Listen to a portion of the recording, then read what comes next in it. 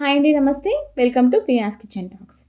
ఇది వచ్చేసి మండే రోజు లంచ్ వ్లాగ్ అండి. లంచ్లోకి ఇక్కడ నేను కొత్తిమీర టమాటో చట్నీ చేస్తున్నాను, అలానే కాకరకాయ కారపులుసు చేస్తున్నా. రెండు కూడా చాలా బాగుంటాయి. పచ్చడితో తింటే మాత్రం చాలా బాగుంటుంది. పచ్చడి రోట్లో నూరుకుంటే ఇంకా మంచి టేస్ట్ వస్తుంది.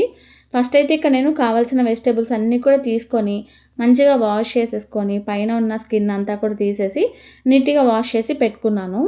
ఈజీగా ఉంటుంది కట్ చేసుకునేటప్పుడు. తర్వాత వచ్చేసి కాకరకాయలు ఒక 1/2 కేజీ వరకు తీసుకున్నా. కాకరకాయ పైన ఉన్న స్కిన్ అంతా కూడా నేను పూర్తిగా ఏం తీయలేదండి. మరీ అంత చేదు ఉండదు. కారపులుసుల్లో చింతపండు ఎక్కువ వేస్తాం కదా, కాబట్టి కాకరకాయ అంత టూ మచ్ చేదు ఉండదు. అందుకని చెప్పి నార్మల్గానే కట్ చేసి పెట్టేశాను.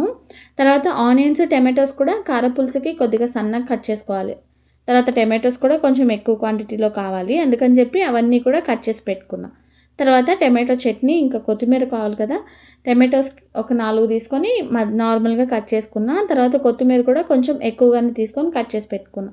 పచ్చిమిరపకాయలు కూడా కట్ చేసుకున్నా. ఫస్ట్ అయితే కాకరకాయ కారపులుసు చేద్దాము. ప్యాన్లోకి ఆయిల్ వేసుకొని వేగిన తర్వాత ఆవాలు, జీలకర్ర, పచ్చిశనగపప్పు అన్నీ వేసుకున్నాను, తాలింపు గింజలు. తర్వాత మెంతులు స్కిప్ చేయొద్దు. మెంతులు ఒక 4 గింజలు వేసి వేగిన తర్వాత కరివేపాకు కూడా వేసాను. తర్వాత సన్నగా కట్ చేసుకున్న ఆనియన్స్ కూడా వేసి బాగా లో ఫ్లేమ్లో పెట్టి ఆనియన్స్ కొంచెం వేగితే సరిపోతుంది. తర్వాత అల్లం తెల్లగడ్డ పేస్ట్ ఒక టీ స్పూన్ మాత్రం వేసాను. మీకు అల్లం వెల్లుల్లి పేస్ట్ వద్దనుకుంటే ఒక 4 తెల్లగడ్డ పాయలు కూడా దంచేసుకోవచ్చు. అల్లం తెల్లగడ్డ పేస్ట్ వేగిన తర్వాత పచ్చదనం పోయిన తర్వాత కాకరకాయ ముక్కలు వేసుకోవాలి. కాకరకాయల్లో నేను ముందే పసుపు, ఉప్పు ఏం వేయలేదండి. అంత టూ మచ్ చేదైతే అసలు ఉండదు, చాలా బాగుంటుంది. కాకరకాయ ముక్కలను అయితే మంచిగా ఆయిల్లో ఫ్రై చేయాలి.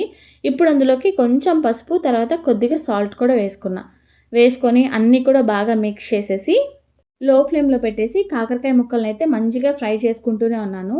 హై ఫ్లేమ్లో అసలు పెట్టద్దు, మాడిపోతుంది. వేగుతూనే ఉండాలి. కాకరకాయ ముక్కలు మంచి కలర్స్ కొంచెం చేంజ్ అవుతుంది వేగినాయి అన్నప్పుడు. అప్పటి వరకు మంచిగా ఫ్రై చేసుకోవాలి. ఇప్పుడు కొంచెం వేగిన తర్వాత ఇంకా టమాటోస్ అయితే వేసేసుకోవడమే. టమాటోస్లో ఉన్న వాటర్ అయితే సరిపోతుంది. ఇప్పుడు టమాటోస్ని అంతా కూడా వేసేసి దాన్ని కూడా మొత్తం బాగా సాఫ్ట్ అయిపోయేంత వరకు మంచిగా ఉడికించుకోవాలి.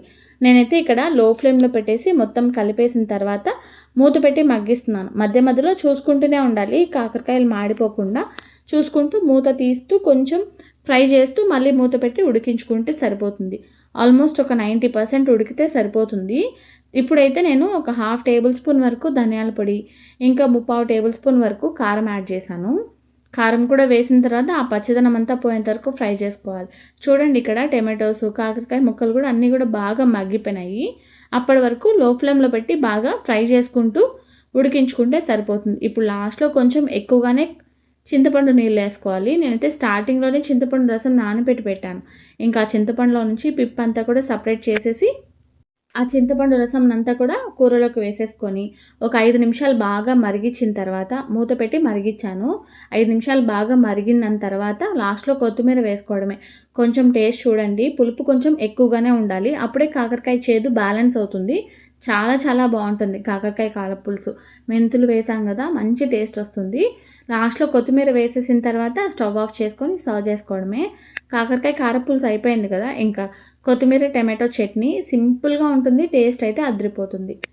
పక్కన అయితే నేను ఫస్ట్ రైస్ పెట్టేశాను. బియ్యం స్టార్టింగ్లోనే నానబెట్టి పెట్టాను. ఇంకా రైస్ అయితే గిన్నెలో పెట్టేసి ఇంకా పక్కన స్టవ్ పైన అన్నం పెట్టేశాను. ఇప్పుడు చట్నీ కోసం ప్యాన్లోకి 2 స్పూన్లు ఆయిల్ వేసుకున్నా. తర్వాత 1 స్పూన్ జీలకర్ర, ఒక 4 గింజలు మెంతులు, తర్వాత 1 టేబుల్ స్పూన్ ధనియాలు కూడా వేశాను. అన్నీ వేసిన తర్వాత ఒక 4 రెమ్మల తెల్లగడ్డలు కూడా వేశాను. ఇప్పుడు కారానికి సరిపడా పచ్చిమిరపకాయలు, ఎండుమిరపకాయలు కలిపి వేసుకోవాలి. 3 పచ్చిమిర్చి, ఒక 3 ఎండుమిరపకాయలని తుంచి వేసుకున్నా. తర్వాత కొద్దిగా ఇంగువ కూడా వేశాను. వేసి ఇదంతా కూడా లో ఫ్లేమ్లో పెట్టి మంచిగా ఫ్రై చేశాను. హై ఫ్లేమ్లో పెట్టి చేసిన దానికి లో ఫ్లేమ్లో పెట్టి ఉడికించిన దానికి చాలా టేస్ట్ డిఫరెన్స్ వస్తుంది. అందుకే నేను ఎప్పుడు లో ఫ్లేమ్ అని చెప్తూ ఉంటాను. పచ్చిమిరపకాయలు, ఎండుమిరపకాయలు వేగిన తర్వాత టమాటోస్ కట్ చేసి పెట్టుకున్నాం కదా, అది కూడా వేసేసి ఇంకా టమాటోస్ బాగా సాఫ్ట్ అయ్యేంత వరకు ఉడికించుకోవాలి. ఇప్పుడైతే మధ్యలో కొంచెం పసుపు వేసాను. తర్వాత రుచికి సరిపడా ఉప్పు కూడా వేసేసుకోవాలి. రాళ్ళుప్పు ఉంటే వేసుకోండి, బాగుంటుంది. నేనైతే సాల్టే వేసాను.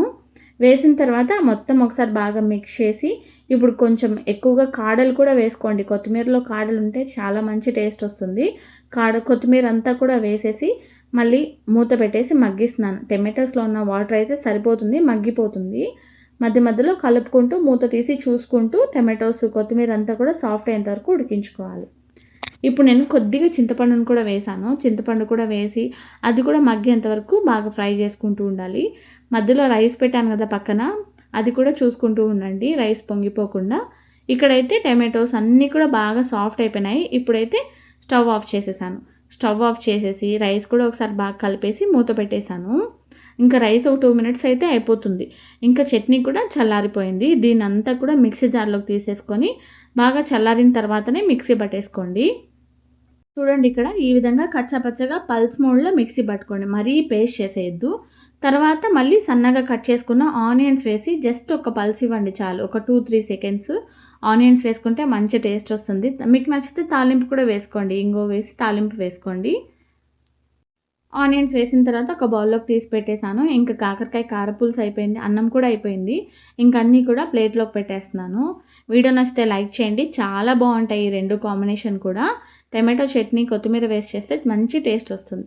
అంతే అండి ఈ వీడియో. నచ్చితే లైక్ చేయండి. బాయ్.